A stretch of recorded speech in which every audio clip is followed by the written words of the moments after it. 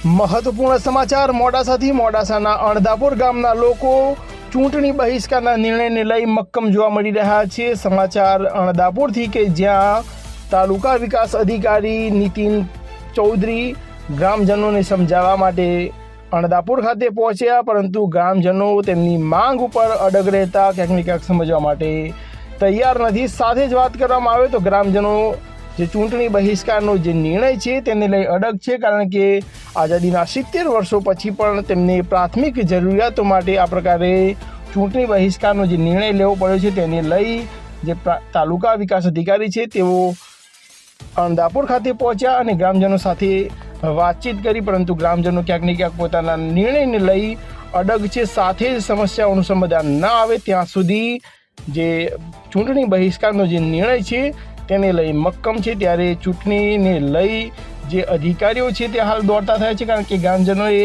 જે ચૂંટણી બહિષ્કારનો જે નિર્ણય લીધો છે તેને લઈ તંત્ર પણ હાલ ક્યાંક ને ક્યાંક દોડધામમાં છે અને ગ્રામજનોને સમજાવવા માટે પ્રયત્ન કરે છે, પરંતુ ગ્રામજનો હાલ ચૂંટણી બહિષ્કારના નિર્ણયને લઈ અડગ જોવા મળી રહ્યા છે।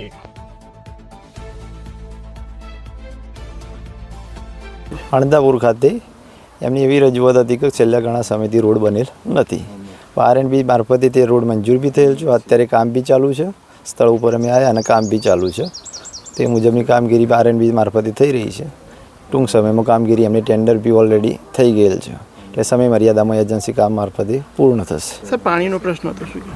પાણી બાબતે એમના ગામમાં પાણીના તળ ઊંડા છે, એટલે પાણીનો પ્રશ્ન છે। અત્યારે પીવા લાયક પાણી છે, બરાબર, પણ વધુમાં એમને જોશું સ્ત્રોત કેવી રીતના છે એ મુજબ પાણીનું આગામી આયોજન કરીશું। ચૂંટણી બહિષ્કારની ક્યાંક વાત કરીશ ગ્રામજનોએ?